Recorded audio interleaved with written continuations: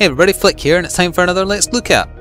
Although I'm breaking the combo this time because it's not a game trying to get on Steam Greenlight, it's a game that's already fully fledged on Steam, Sanctum 2. It's a tower defense game with a twist, for those who don't know, and as I describe it, we will just get into it as usual. So I've played it a little bit already. I've played it for about an hour and a half, maybe 2 hours. I'm in the second of, I assume there's just 4 areas, unless there's any hidden ones, and each area is broken into at least 4 separate stages. So we'll go through the introduction in a private game.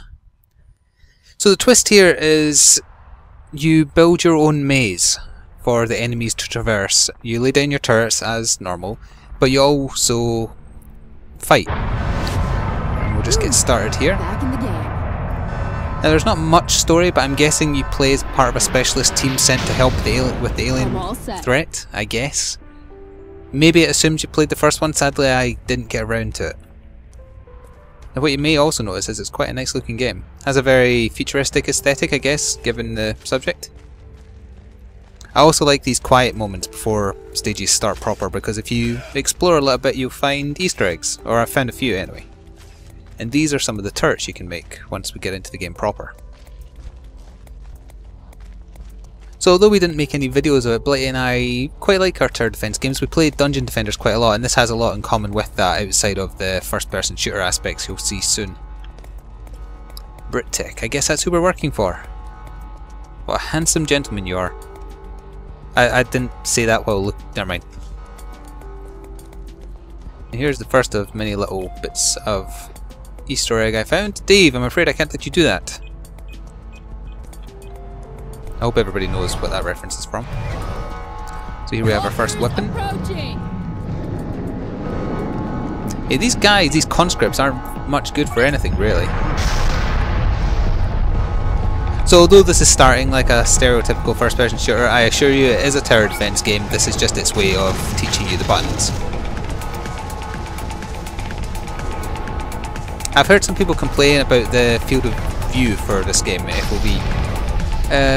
I think it's fine, personally. I don't get motion sickness or anything like that, but if you do, you are able to change it. It defaults at 70, so there's quite a bit of flexibility there. Poor man. I'll help you. No, I won't.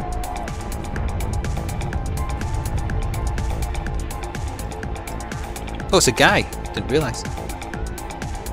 Being as helpful as they are in the missions. I really like the music. You might not be able to hear it that well over me jabbering, but it has a good beat. So here we are into the stage proper, more so anyway. Top left is the map layout. The triangular orange markers are where the enemies come from, and the enemies themselves.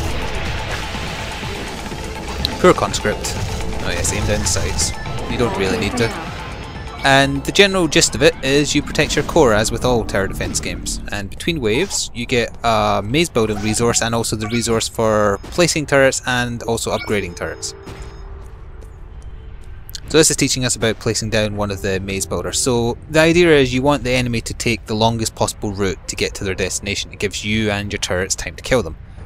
Simple premise, but sometimes hard to execute in some of the later stages. I actually find that the difficulty ramps up pretty fast.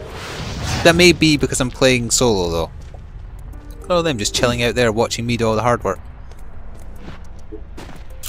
Yeah, I think it's definitely a game for co-op, not even just from an enjoyment point of view, but also to handle the harder stages rather. So we'll just place this here just for the sake. You can get damaged by your own turrets, so don't stand under them when you place them, and we'll upgrade it a little bit. So press enter to enter the next wave. It's defaulted us as one of the characters for this tutorial mission, but there's actually 4 to choose from, each with a different speciality. She's kind of like the heavy assault rifle. There's a sniper, a rocket launcher, focus person, and shotgun. There's also secondary weapons that you get to customize along with your perks, skills, and which turrets you can place for any given stage.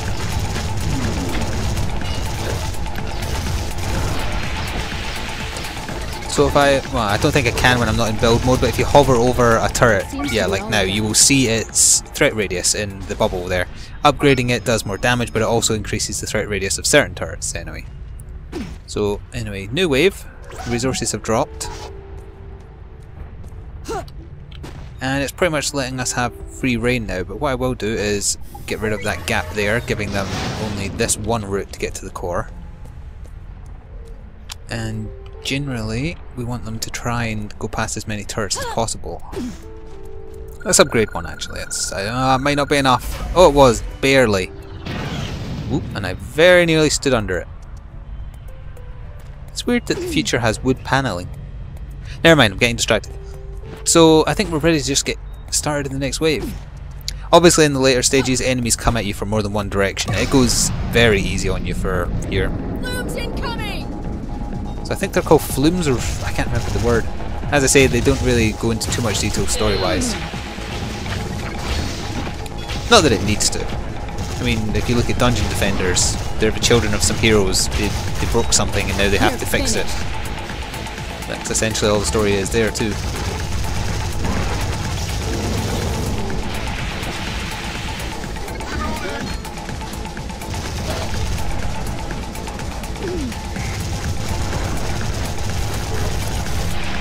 Getting caught up in my aiming. So there we go, that is wave, that was 3, so now we're on to the last wave. Ah yeah, so now this is teaching you, not just if you place something poorly when you're setting up yourself, but also if part of the stage becomes redundant. So for example, in some of the bigger stages, parts of your maze might not necessarily need to be guarded if you've created better choke points elsewhere. So what you can do is sell existing resources to get the materials back. So if I wanted them to have a bit further to run, I would do that, and it would extend it so they have to come this way. And where else could we put? We've only got the one basic turret, but there is actually a different type here. These are lightning turrets meant for the harder enemies. So we put one there, let's say, one on the opposite side. It won't have any help on this side because the radius doesn't spread far enough, but it helps protect the one choke point, and I can place one more block for no real reasons. Be a man! Is that one of the guns from the first one that you used? I believe it might be. As I say, I didn't play it, but I did watch some of it and I was interested, but then got distracted. I'm easily distracted. Final wave. Here they come. So of the characters, I've taken a liking to the shotgun guy. He seems to be able to fend for himself the easiest. You can charge up his shotgun bullets. I almost said shotgun shots there. To unleash very powerful blasts that help take out the harder enemies that the turrets struggle with. The worst enemy to face by far, at least so far what I've played, is one which doesn't take damage except for one little bit on his back, and he has a ton of HP. That's why I also thought that co-op would be so much easier, because it'd be so much easier to coordinate attacking that type of enemy. If you're on your own and just relying on your turrets, it can hurt. So there's also these feats of strength. I don't believe I've been able to unlock any of them, so I'm not quite sure how you do that yet. So this puts us back into the lobby. I will do a later stage, a couple of waves of it. Let's have a look at the gate, just the last one of the first section. I won't do every wave, I'll just quickly show off maybe the first couple and end this Let's Look At there. I'm enjoying the game so far. If I can convince Blighty or anyone else to get it, I think my enjoyment would increase tenfold. So let's go with the character I was talking about, Hagen Hawkins, Sure thing. which is a terrible name. So he has a set shotgun, but it looks like you might be able to change it eventually. I've given him a battle rifle rather than a Voltic hand cannon, and these are the 3 turret types I've settled on, although I have more than that unlocked. And there's also a perk system, so I've got quite a few different perks. I've equipped the one that heals the core if it gets damaged after a wave, but honestly it's not much use, because if your core is getting damaged, chances are you need to do something about your defences. Let's weak point damage by 40%. Yeah, let's go with that. And just jump straight in. I'm up. So the first thing I do when I get into a stage is I tend to just run around and have a little look, because that's the easiest way to find Easter eggs. Serves absolutely no purpose for progression, it's just I enjoy the level of detail. Oh, yes I am armed, sorry. I imagine that the bobbing while you're moving might also put some people off. It especially gets bad if you're running, but it doesn't really affect me. It doesn't, and yet I can't play 3DS for more than an hour without getting dizzy. So anyway, let's collect our resources. Now if you look on the map, the enemies for this wave are actually only coming from one direction, but given the size of it, it's very obvious that they'll be coming from other directions later. So you want to be a bit conservative with your resources. So we'll just put one there. It's actually given us quite a lot of these blocks to start with, but there's no need to spend them all in the opening wave. I'm going to get roughly halfway, I guess. Yeah, that will do it for now. The first wave, I'm probably going to be doing most of the work anyway, so we'll just place a basic Gatling turret. No, that's not a Gatling turret. Can't remember the name of that turret. And upgrade it fully. Oh, never mind. Next wave then. So it throws these conscript guards. Are they called conscript? No, yes, explorer conscripts. They pretty much die in a hit because they have 50 health each, but they do a bit of damage. And they're like I was going to say last line of defense, but that implies they're useful. Distractions. Oh, there's another aspect I haven't talked about. Weapons reload automatically if you aren't equipped with them, as long as you give them enough time. So it encourages not having to stop and run away. What are you doing up there, Mr. Conscript? So yeah, we've only done one wave and now they're coming from two directions. So what I will do first before I forget is finish upgrading that turret. An upgraded turret very early on means you generally don't need to worry too much about the direction it's guarding. Forgive me if you hear noise in the background, a large bus just went past my window. So yeah, the enemies are coming from this direction. Now when I was doing this mission before, yeah, I'll do the same again. I created a big choke point. Sadly, I'm kind of condemning those conscripts to death, but, you know, they know what they got. I was going to, no, conscripts, they got forced to do this. They didn't ask for it. So this is the kind of thing immediately. I am creating a single point that they have to go through, and therefore can be defended with the brunt of my turrets. Perfect. So there is my choke point created. Now if I did want to help out those conscripts, I would probably put a gun here. I didn't last time and it's probably not going to reach until I upgrade it, so they're going to die. I'll help them out. I'll put it there and then I can put a really cheap and cheerful Gatling turret as my base defense here. See it fall out of the sky. There we go. I do have one more block I can place, but there's not really a point yet, so let's just jump straight back into the action. Individual stages are quite long. I think I'm up to one that has 14 waves. Kicked my ass the first time I tried it. Don't worry, conscripts, I'll protect you. Unless the core is in danger, which it might be in a second, because some enemies got through. Did he just say, come at me, bro?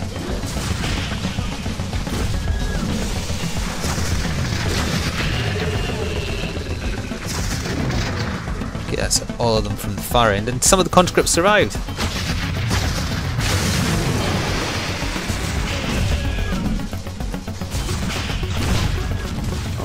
That's another easy wave. I assure you that this is the first stage where the difficulty does get pretty hefty by the end.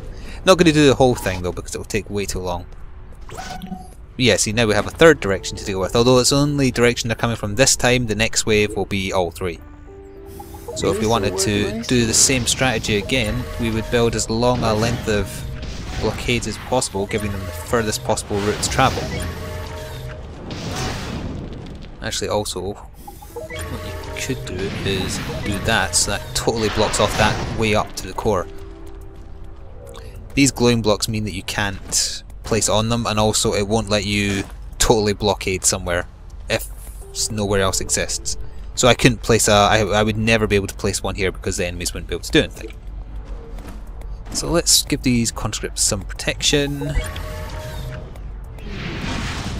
I could go upgrade that turret at the far side, but there's no point because they're only coming from this direction this time, so we will place a cheap and cheerful Gatling and we will jump straight into it. I'll do one more wave after this and I shall end it there. And I encourage you, if you like what you see here, to go get it on Steam. It's also available on Xbox Live, PSN I believe, Xbox definitely. There's also a 2D sprite remix of the first one. It was a pre-order bonus for this on Steam, but I guess it'll be too late to get that now by the time this goes up. And I believe the first game collection was including all the DLC is also on offer.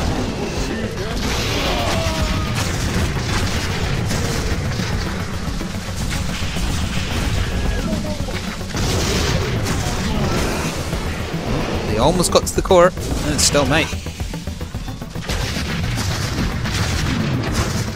No, they did not. Still kicking and screaming. Kicking and screaming. Right, so now they are coming from all three directions, so this will be the first challenging wave. So, I believe I can block off this staircase as well. Will that automatically join? Oh, I didn't actually mean to make that a Gatling turret, I actually just meant to place it. Place a regular blockade. There we are. So now there is literally only one way for them to get into the core. So what have we got? We've got 8 of those medium-sized guys from that direction, 8 of the spitters from that direction, and a lot of little critters coming from that direction. Also, some waves have a timer before it starts and others don't. I'm not quite sure what decides whether the wave is timed or not. Let's put down a lightning turret. That's for the harder targets, the heavy ones. And I'm about to run out of time, so let's just do the last wave of this video. Bombs incoming. Because I don't want to play on in case I lose this one this time. It was really tough the first time I did it. The final wave especially, because there was a boss which just smashes through all your defences, just like in Dungeon Defenders, which is my main point of contrast because it's the most recent tower defence game I've played quite a bit.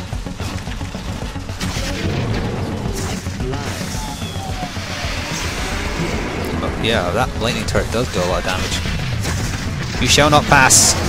Maybe.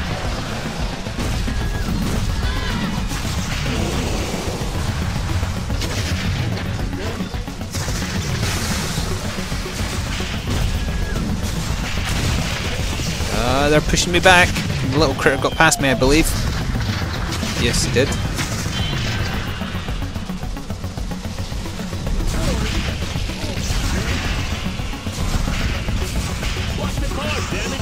Oh, the core's being attacked? Ah, where did he come from? Oh well, there we go. That was not so hard. And now to save face, I will end that here. So that was Sanctum 2. I like it. I'd rather play it co-op than solo, but I like it. And if you like it, check it out on Steam on the link below or Xbox Live, PSN. Thanks for watching, stay tuned for more.